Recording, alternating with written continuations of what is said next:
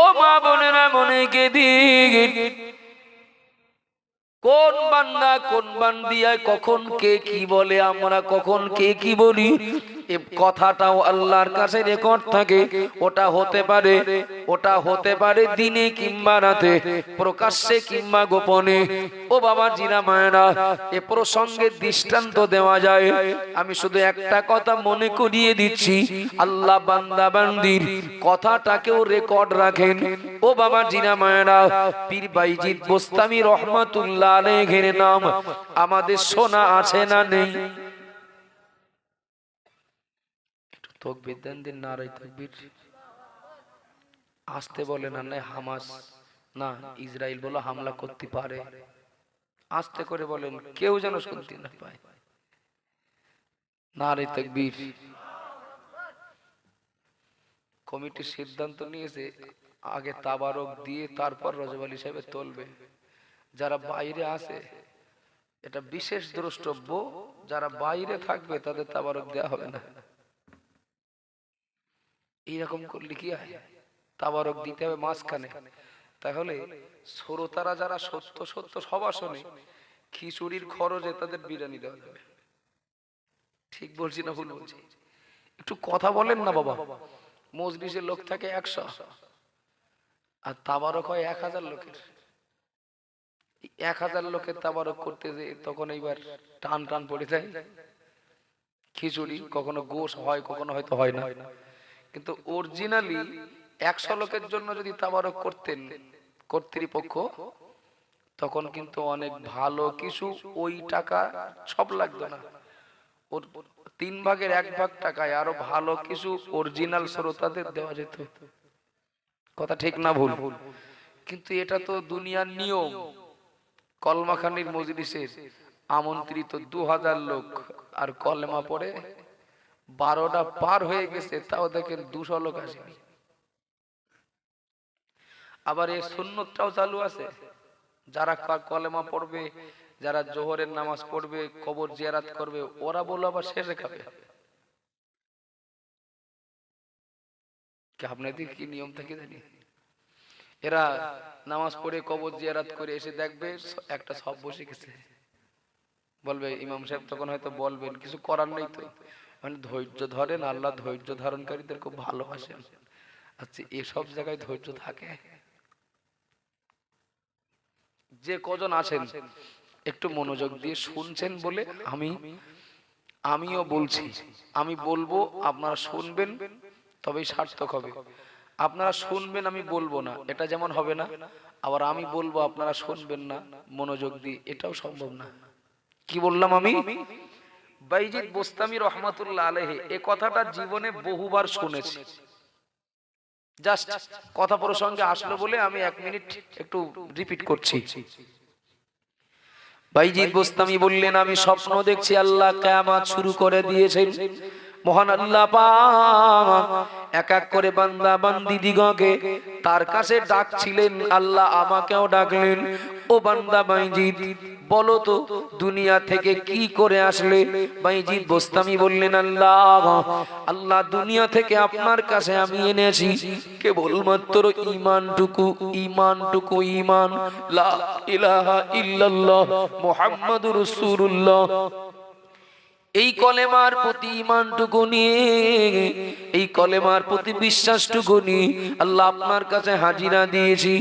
ও মামা জিনা মায়না, বাইজিদ বোস্তামি বললেন, আমি যেই আল্লাহকে কথা শোনালাম, আল্লাহ আমাকে বললেন, বান্দা তুমি শুধু ঈমানের কথা বলে থেমে গেলে, তুমি আমলের কথা বললে না কেন?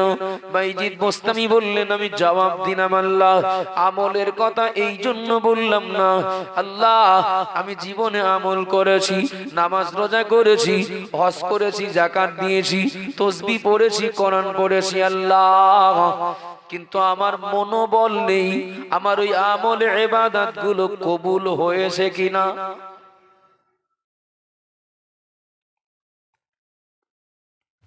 ও বাবা জিনা ভাইরা, বাইজিদ বোস্তামি বললেন, আমি আমল ইবাদত করেছি কিন্তু কবুল হয়েছে কিনা তো জানি না, এজন্য ওগুলো আর বললাম না।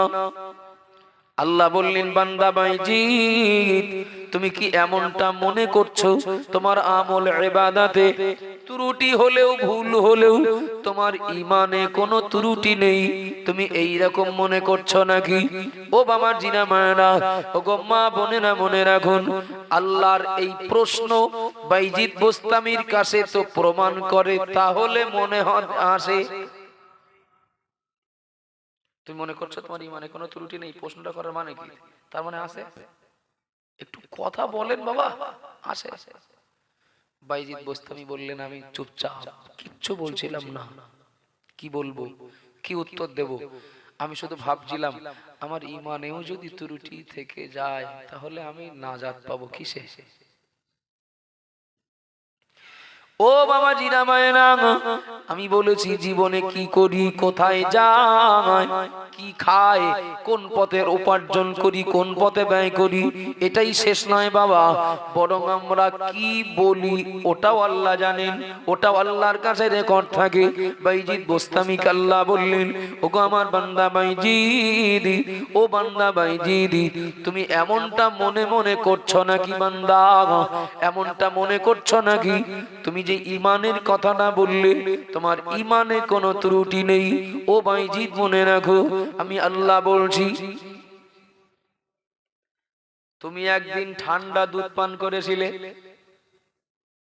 আপনাদের অসুবিধা আছে নাকি? মন খারাপ মতো যেন মনে হবে কেউ মরে টরে গেছে মনে হচ্ছে।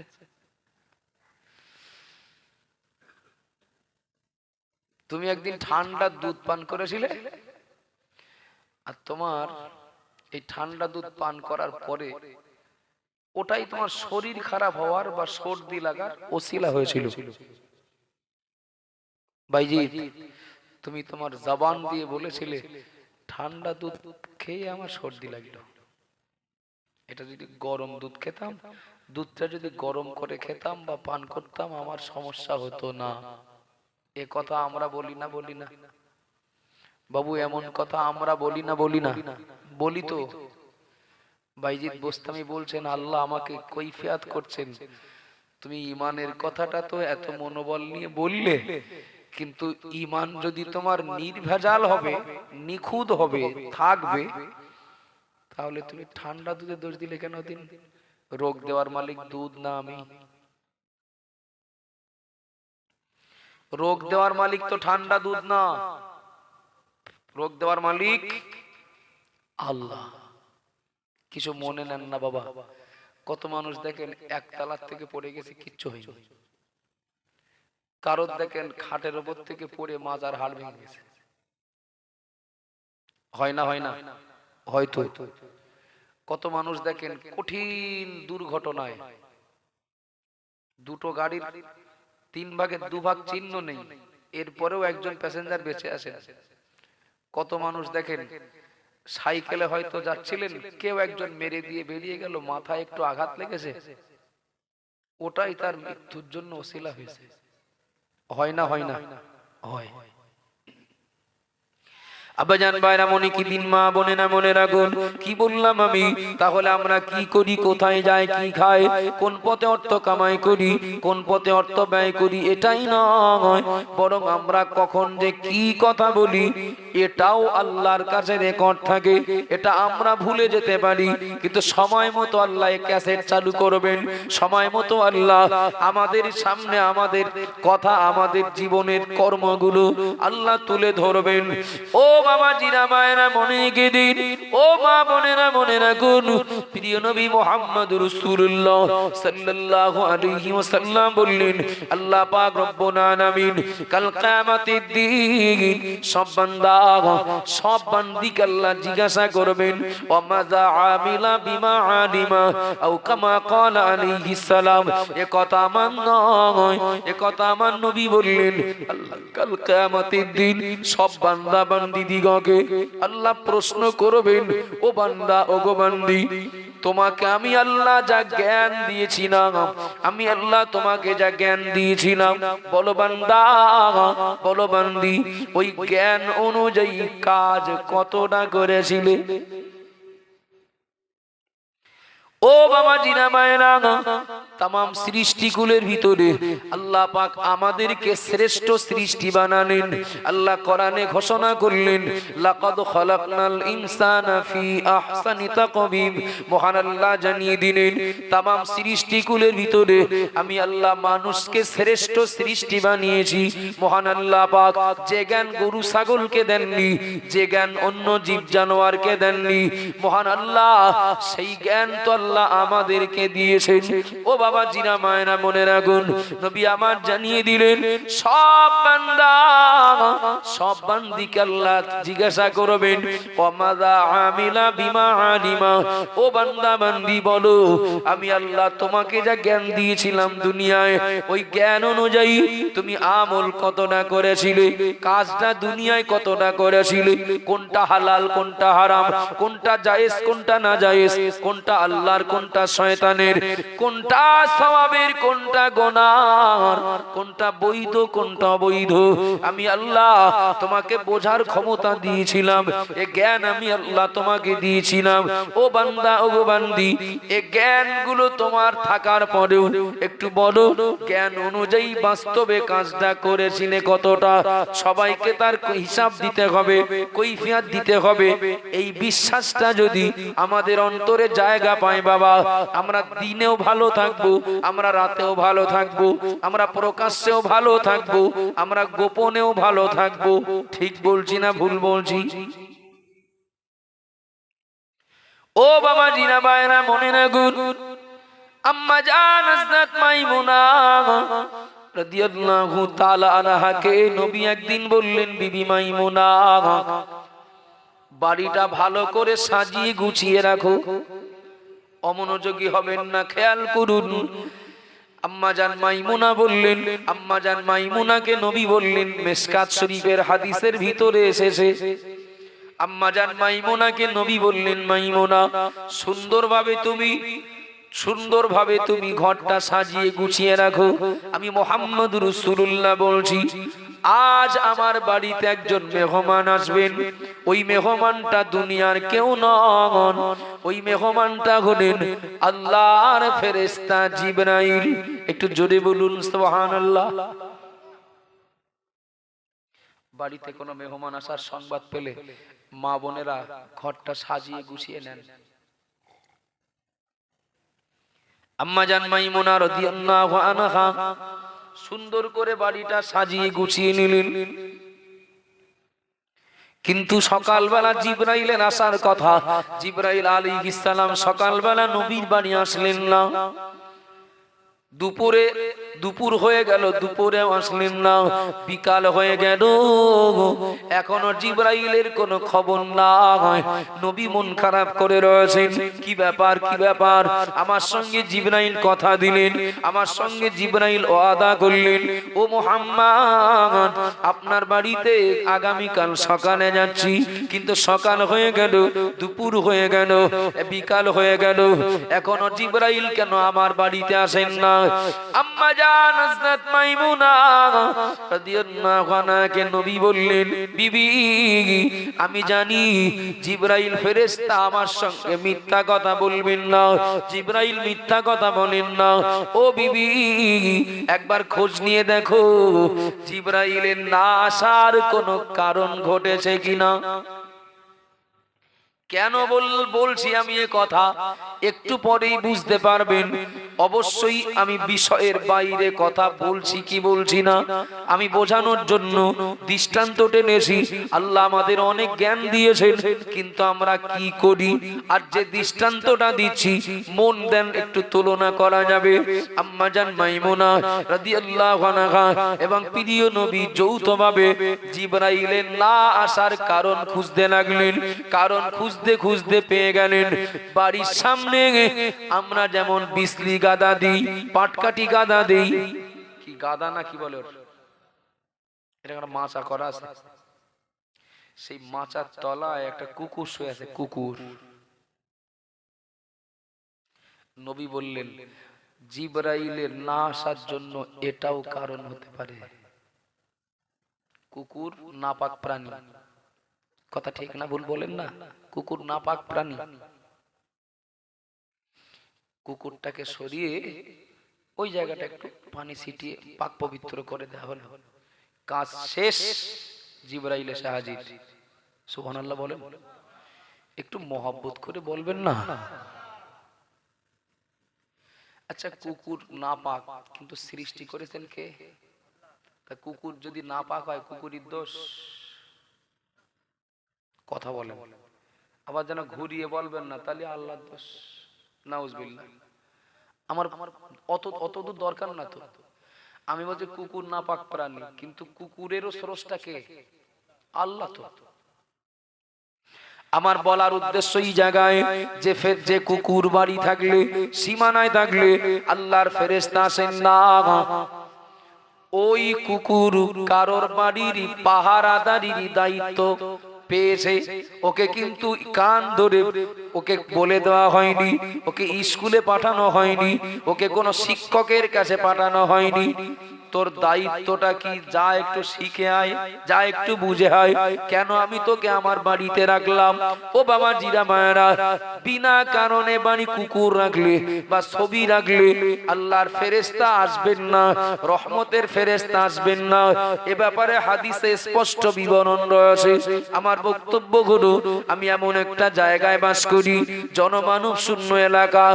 ও বাবা জিরা মায়েরা, যে কোনো সময় কুকুর, যে কোনো সময় কুকুর আমার বাড়িতে কোনো জীবজন্তু, শিয়াল কিংবা হিংস্র কোনো প্রাণী, কোনো মানুষ আমার বাড়ি হামলা চালাতে পারে, এ আশঙ্কা করে আমি একটা কুকুর বাড়িতে রেখেছি পাহারাদারি করার জন্য এবং আমাকে সজাগ করে দেওয়ার জন্য। ও বাবা জিরা মায়েরা, যে কুকুরটাকে পোষা হলো প্রয়োজনের তাগিদে, কুকুরটা থাকে বাড়ির ঘরের বারান্দার বাইরে। কুকুরের জন্য খাট টাট থাকে না, শোয়ার জন্য থাকে না। ঘরে বারান্দায়, রান্নাঘরে ওর জায়গা নেই, ওর জায়গা মূল বিল্ডিং এর বাইরে, হয়তো 5 ইলেরও বাইরে। একটু মনোযোগ দিয়ে শোনা এবং মনে রাখার দাবি করছি বাবা। কুকুরটাকে কিন্তু শিখিয়ে দেওয়া হয়নি, পড়িয়ে দেওয়া হয়নি। ও ওর ডিউটি কি? মাস্টাররা যেমন দেখবেন, যারা মাস্টারি চাকরি করেন এদের বিএড করতে হয় না? আরো অনেক প্রাইমারিতে চাকরি করতে গেলে আর একটা কোর্স করতে হয়, ভুলে যাচ্ছে, ব্রেনে আসছে না। তো যাই হোক, বিএড মানে বিএডটা করা হয় এই জন্য, কিছুটা ছাত্র ছাত্রীদের কিভাবে পড়ানো হবে, ওদেরকে কিভাবে তৈরি করা হবে, এর উপরে একটা বলা যায় প্রশিক্ষণ। কুকুরের কিন্তু কোনো প্রশিক্ষণ দেওয়া হয়নি যে তোর ডিউটিটা কি, তুই পড়ে শুনে বুঝে শুনে আয়। ওর কোনোদিন কানে কানে বলেও দেওয়া হয়নি। আব্বাজান ভাইরা, মনে কি দিন, মা বোনেরা মনে রাখুন, কিন্তু ওই কুকুরটা একদিকে নাপাক প্রাণী, আবার ও কোনো শিক্ষা প্রতিষ্ঠানে যায়নি। রাত 12টা বাজলো, রাত 1টা কিংবা 2টো বাজলো, গভীর রাত, চোর ডাকাত মালিকের বাড়ির সামনে এসে হাজির। ও বাবা জিরা মায়েরা, একটু দয়া করে বলবেন নাকি ওই কুকুরটা ও ওর দায়িত্ব পালন করবে কি করবে না?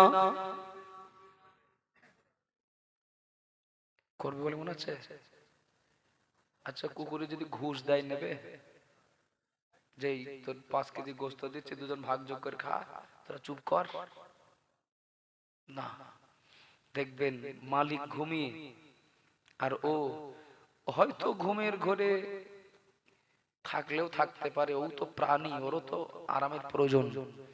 কিন্তু যদি ঘুমের ঘরেও থাকে, ওর চোখ ঘুমালে ওর অন্তর ঘুমায় না। যেই গাড়ির আওয়াজ পাবে, পথ চলতি মানুষের আওয়াজ পাবে, ও কিন্তু জেগে যাবে। জেগে এদের মোকাবেলায় ও একাই যেন যথেষ্ট, এই ভূমিকা রাখবে। আর বিরাট ডাকাডাকি করে মালিককে সহ আশপাশের মানুষদেরকে ও সজাগ করবে। অ্যাকচুয়াল ওই কাজটা করার জন্যই তো তোকে মনিব বাড়িতে রেখেছিলেন। কথা ঠিক বলছি না ভুল বলছি? আব্বাজান মায়েরা মনে রাখুন, ও মা বোনেরা মনে কি দিন, কুকুর কিন্তু শ্রেষ্ঠ সৃষ্টি না। সর্বোপরি আল্লাহ ওকে মানুষের মতো জ্ঞান দেননি। মানুষের তুলনায় কুকুরের জ্ঞান অনেক কম, অন্য প্রাণীদের জ্ঞান মানুষের তুলনায় অনেক কম, অনেক কম, অনেক কম। ও বাবা জিরা মায়েরা, এরপরেও কুকুর তার মালিকের শত্রুদের মোকাবেলায় ঝাঁপিয়ে পড়বে এবং মালিকের শত্রুদেরকে রুখে দেওয়ার জন্য ও ডাকাডাকির মধ্য দিয়ে ও কিন্তু ওর মালিককে ঘুম থেকে জাগিয়ে দেবে। কথা ঠিক বলছি না ভুল বলছি? কিন্তু এবার ধরে নেন, শত্রু নয়, চোর নয়, সন্দেহজনক কেউ নয়। রাত গভীর হয়ে গেল, রাত 12টা 1টা 2টোর সময় মালিক বাড়ির বাইরে ছিলেন, তিনি নিজে বাড়ি এসেছেন। ও বাবা জিনা মায়েরা, মালিক নিজে যখন বাড়িতে, কুকুরটা গেটের সামনে, ও তখন একটু ঘুমের ঘরে ছিল। হঠাৎ করে গাড়ির আওয়াজ হলো কিংবা গাড়ির হর্ন বাজলো। ও প্রথম অবস্থাতে গাড়ি দেখেই, গাড়ির হর্নটা শুনেই ও প্রথম অবস্থায় একটু ডাকাডাকি করলো, ডাকতে আরম্ভ করলো। গাড়ি থেকে মালিক নেমে শুধু একবার বললেন, তুই ডাকছিস কেন? এই আমি এসেছি। ও যদি একবার বলে আমি, ও কি বেশি ডাকবে? না, ও দেখে না, ডাকবে না। এগুলো তো গোপনীয় কথা না যে এর প্রমাণ করা যাবে না। এ তো লুকোচুরির বিষয় না। দেখবেন আপনি, কুকুর যেই দেখবে মনিব সামনে, আহারে দৃশ্যগুলো সত্যি আমাদের অনেক শিক্ষা দেয়। যে কুকুর চোর ডাকাত বা সন্দেহজনক কাউকে দেখলে তাড়িয়ে খাল পার করবে, আবার সেই একই কুকুর মনিবকে পেয়ে লেজ নাড়বে, মুখোমুখি হবে। কখনো সামনের পা দুটো বুকের উপর তুলে দিল, মালিকের বুকের উপরে পা তুলে দেওয়া, এটা কিন্তু বেয়াদবি করার জন্য না, এটা আদর। কথা ঠিক না ভুল? কুকুর তার মালিককে পেয়ে খুশি হয়, ডাকাডাকি বন্ধ করে কাছে আসে। নিকৃষ্ট প্রাণীটাকে আল্লাহ অতটা জ্ঞান দেননি। তার যতটা জ্ঞান আছে, সে তার জ্ঞান অনুযায়ী সে তার ডিউটি পালন করে না।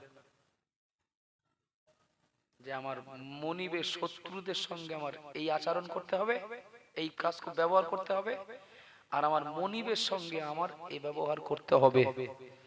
মনিবের শত্রুদের সঙ্গে আমার কোনো আপোষ নেই, মনিবের সঙ্গে কোনো বেয়াদবি নেই। যখনই মনিবকে কাছে পাবো, আমি একদিক চলে যাব না, বরং কাছাকাছি হব, তার কাছাকাছি হব। আব্বাজান ভাইরা মনে রাখুন, কাউকে কষ্ট দেওয়ার জন্য বলছি না বাবা, কাউকে আঘাত করার জন্য বলছি না। আপনারা কেউ আমার শত্রু নন। ও বাবা জিনা ভাইরা মনে রাখুন, মসজিদের মাইকে আজান হলো, মসজিদের মাইকে আজান দিচ্ছে মুয়াজ্জিন। একটু বলবেন নাকি বাবা, এ আজানের ধ্বনি ওই মহল্লার ভিতরে যত মানুষ, হিন্দু মুসলমান শিখ খ্রিস্টান যারাই থাকেন না কেন, আজান তো হিন্দু মুসলমান মানে না, শিখ খ্রিস্টান মানে না, এ আওয়াজ তো সবার কানে পৌঁছাবে। কথা ঠিক বলছি না ভুল বলছি? ও বাবা জিরা মায়েরা, কুকুর যেই শুনলো তার মনিবের ডাক, এই আমি এসেছি, কুকুর যেই শুনলো তার মনিবের কণ্ঠ, কুকুরটা তার মনিবের কাছাকাছি হয়ে গেল। আর মসজিদের মাইকে মুয়াজ্জিন সাহেব হাইয়া আলাস সালাহ, আল্লাহর দিকে শ্রেষ্ঠ সৃষ্টিকে ডাকছেন। শ্রেষ্ঠ সৃষ্টি আল্লাহর দিকে ডাক শুনে চায়ের দোকানের দিকে হাঁটে।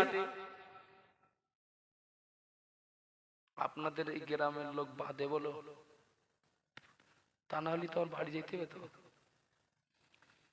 এই গ্রাম বাদে কুকুর মালিকের ডাক শুনে মালিকের দিকে যায়। ওর জ্ঞান বলে আল্লাহ অতটা দেননি যতটা জ্ঞান মানুষকে দিয়েছেন। আর মানুষ মালিকের দিকে যাওয়ার ডাক শুনলে মাঠের দিকে যায়, কেউ ঘেরির দিকে যায়। ফজরের আজান কিছু মনে নেবেন না, আমাদের মানে চাষি এলাকা তো, অনেক অমুসলিম কাকারাও তারাও বলে, খোকা তোমাদের ওই যে আজান হয় না, আমাদের বিরাট সুবিধা হয়, ভোরবেলা আজান দিলে বুঝি যে এইবার মাঠে যাওয়ার সময় হয়েছে। শুধু কাকা বোঝেন না, চাচাও বোঝেন, একটু কথা বলবেন না। চাচাও বলে ওই ধরে রেখেছেন, হ্যাঁ এই আজান হচ্ছে মানে মাঠে যাওয়ার সময় হয়েছে, মাঠে যাওয়ার সময় হয়েছে। বিকালে কাজে গিয়েছিলেন, সেই সন্ধ্যার আজান হয়েছে, কাজ ছেড়ে দেওয়ার সময় শেষ। কি সুন্দর তফসির আমরা করি, ভোরবেলার আজান দেবে মানে কাজে দেওয়ার সময়, আর সন্ধ্যার আজান দেবে মানে কাজ ছেড়ে দেওয়ার সময়। আব্বাজান মায়না মনে রাখুন, ওগো মা বোনেরা মনে কি দিন, ইমাম গাজ্জালি রহমাতুল্লাহ আলাইহি বললেন, আমাদেরকে উদ্দেশ্য করে আমি বক্তব্য ভুলে যাইনি। ইমাম গাজ্জালি হুজুর বললেন, মসজিদের মাইকে আজানের ধ্বনি যখন শুনবে, ঈমানওয়ালারা তোমরা ওটাকে মনে করবে ইসরাফিল আলাইহিস সালাম সিংহায় ফুৎকার দিয়েছেন। পায়ে ধরে বলছি, কথাটা মনে রাখার চেষ্টা করব। ইমাম গাজ্জালি বললেন, মসজিদের মাইকে মুয়াজ্জিন যখন আজান দেবেন, ঈমানওয়ালারা ওই আজানটাকে বিশ্বাস করবেন এটা ইসরাফিলের সিংহার ফুৎকার। ও বাবা জিনা মায়েরা, ইসরাফিল সিংহায় ফুৎকার দিলে মাঠে যাওয়া যায় না, জল করে যাওয়া যাবে না, আর দোকানদারি করা যাবে না, আর কোনো কাজে তো থাকা যাবে না। ইসরাফিলের সিংহায় ফুৎকার মানে এবার তো কিয়ামত শুরু হয়ে গেল। কথা ঠিক না ভুল বাবা? ইমাম গাজ্জালি হুজুর বললেন, মুয়াজ্জিনের আজানটাকে মনে করো ইসরাফিলের সিংহায় ফুৎকার। এবার তোমাকে হাসরের ময়দানের দিকে যেতে হবে, আর কোনো কাজ তোমার সামনে নেই, তুমি আর কোনো কাজ করতে পারো না। ও বাবা জিনা মায়েরা, ইমাম গাজ্জালি হুজুর বললেন, তোমার জন্য হাসরের মাঠ তুমি মনে করবে নামাজের পার্টি। একটু জোরে বলবেন না, নামাজ নাই পড়তে হবে না, তাহলে সুবহানাল্লাহ জোরে বলেন, জোরে বলেন না সুবহানাল্লাহ। ইসরাফিলের সিংহায় ফুৎকার দিয়েছে মানে তোমার হাসরের ময়দানে যেতে হবে, এখন তোমার আর অন্য কোনো কাজ নেই, সামনে করতে পারবে না তুমি। নামাজের পার্টিটা হলো তোমার জন্য হাসরের মাঠ। তুমি নামাজের পার্টিতে দাঁড়ালে মানে তুমি বিশ্বাস রাখো তুমি হাসরের ময়দানে দাঁড়িয়ে গেলে। হাসরের ময়দানে দাঁড়িয়ে গেলাম মানে এবার কি হবে? জমা খরচ দিতে হবে। ইমাম গাজ্জালি বলো যেমন তেমন আলেম না। আব্বাজান ভাইরা মনে কি দিন, ইমাম গাজ্জালি হুজুর বললেন, তুমি আল্লাহর সামনে দাঁড়িয়ে গেলে, নামাজের পার্টিতে দাঁড়ালে মানে তুমি আল্লাহর সামনে দাঁড়ালে এক্ষুনি আল্লাহ তোমার প্রশ্ন করবেন। নামাজে দাঁড়ানোটা মনে করো তুমি আল্লাহর সামনে দাঁড়ালে, এবার প্রশ্ন করবেন আল্লাহ। আল্লাহ স্রষ্টা আর তুমি সৃষ্টি, সৃষ্টি স্রষ্টার সামনে দাঁড়াবে নত হয়ে। যখন কানে হাত দিয়ে তাহারিমা বাঁধবে তখন এটাই মনে করো আমি সৃষ্টি, আমি স্রষ্টার সামনে দাঁড়িয়েছি প্রশ্নের জবাব দেওয়ার জন্য। তাই আসামির বেশ নিয়ে আসামির মতো হয়ে আমি দাঁড়িয়েছি। ও বাবা জিনা মায়েরা, ইমাম গাজ্জালি বললেন, যখন তুমি রুকুতে যাবে তখন মনে করবে মহান আল্লাহ পাক তোমার প্রথম প্রশ্ন করেছিলেন, তুমি জবাব দিতে পারোনি, তাই লজ্জায় অপমানে মাথা নিচু করলে। ও বাবা জিনা মায়েরা, ইমাম গাজ্জালি বললেন, রুকু থেকে যখন মাথা ওঠাবে তখন মনে করবে আল্লাহ পাক দ্বিতীয় প্রশ্নের জন্য আবার তোমার মাথা তুলতে বললেন। বান্দা ও বান্দি, যখন প্রথম সিজদায় যাবে তখন মনে করবে আল্লাহ তোমাকে দ্বিতীয় প্রশ্ন করেছিলেন, তুমি জবাব দিতে পারোনি, এই জন্য প্রথমবারের তুলনায় দ্বিতীয়বারে আরো অপমান বোধ করে নাক কপাল মাটিতে দিলে। ওগো বান্দা ও বান্দি, যখন তুমি দ্বিতীয়বারে, যখন তুমি প্রথম সিজদা থেকে মাথা তুলবে দ্বিতীয় সিজদায় যাওয়ার জন্য, তখন তুমি মনে করবে মহান আল্লাহ পাক তৃতীয় প্রশ্ন করার জন্য আবার তোমার মাথাটা তুলতে বললেন। যখন দ্বিতীয় সিজদায় যাবে তখন মনে করবে তুমি তৃতীয় প্রশ্নেরও জবাব দিতে পারোনি, তাই আবার নাক কপাল মাটিতে দিলে। ও আমার বান্দা, ও আল্লাহর বান্দা, তুমি যখন ডাইনে বায়ে সালাম ফেরাবে, নামাজে সালাম ফেরানোটা মনে করবে আল্লাহর একটা প্রশ্নেরও জবাব দিতে পারোনি, তোমাকে তো জাহান্নামায় যেতে হবে। তাই ডাইনে যারা বায়ে যারা তোমার আপনজন প্রিয়জন তারা বসে আসে, তুমি ডাইনে বায়ে সালাম ফেরালে মানে মনে করো এই বিপদের সময় ওদের কাছে তুমি একটু সাহায্য চাইলে তোমাদেরই জন্য আমি আল্লাহর হুকুমের নাফরমানি করেছি। আপনজন প্রিয়জনদের উদ্দেশ্য করে তুমি এমনটাই মনে করো তুমি ওদের কাছে বিপদের সময় একটু সাহায্য চাইলে, হয় আমার গোনার ভাগ নাও, নাও আমাকে একটু নেকি দি উপকার করো। ও আল্লাহর বান্দা, ও আল্লাহর বান্দি, এরপরে যখন হাত তুলে দোয়া চাইবে তখন তুমি মনে করো তুমি একটা প্রশ্নেরও জবাব দিতে পারোনি, এরপরে তুমি জাহান্নামী বলে ঘোষণা পেয়েছো। ডাইনে বায়ে যারা ওরা তোমার জন্য সাহায্য করতে রাজি হলো না, তাই তুমি পরিশেষে আল্লাহর কাছে হাত উঠিয়ে আত্মসমর্পণ করলে। ইমাম গাজদালি বললেন, মুয়াজ্জিনের ডাক থেকে শুরু করে আর নামাজের শেষ মুহূর্ত পর্যন্ত তুমি যদি হাসরের ময়দানের চিত্রটা একটু মনে করো, তোমার দ্বারা কখনো আল্লাহর আদেশ যেটা ছেড়ে যাবে না, যেটা আল্লাহ নিষেধ করেছেন ওটা বাদ যাবে না, ওটা নিষেধ করেছেন যেটা তার সাথে জড়িয়ে পড়বে না। একটু সুবহানাল্লাহ বলেন, একটু মহব্বত করে বলেন না বাবা। গ্রামে যখন কেউ মারা যায়, গ্রামে যখন কেউ মারা যায় অল্প সময়ের জন্য হলেও আমাদেরকে একটু মৃত্যুর চিন্তা আসে না? আসে না? একটু কথা বলেন বাবা। আসে, অল্প সময়ের জন্য, সেটা 1 ঘন্টার জন্য হোক, আর জানা যায় থাকার ওই মুহূর্তটাতে হোক, ইস আমার তো একদিন এরকম গোসল দেবে, আমারও একদিন এইরকম কাফন পরাবে, আমারও একদিন এইভাবে বাঁশবাগানে একা একা রেখে যাবে, কিছুক্ষণের জন্য হলেও কিন্তু মনে পড়ে। ইমাম গাজদালি বললেন, তুমি আজানটাকে মনে করো ইসরাফিলের সিংগায় ফুৎকার, আর নামাজটাকে মনে করো হাসরের ময়দানের হিসাব নিকাশ। এই বিশ্বাসটা অন্তরে জায়গা করো, দেখো তোমার দ্বারা নাফরমানি হবে না।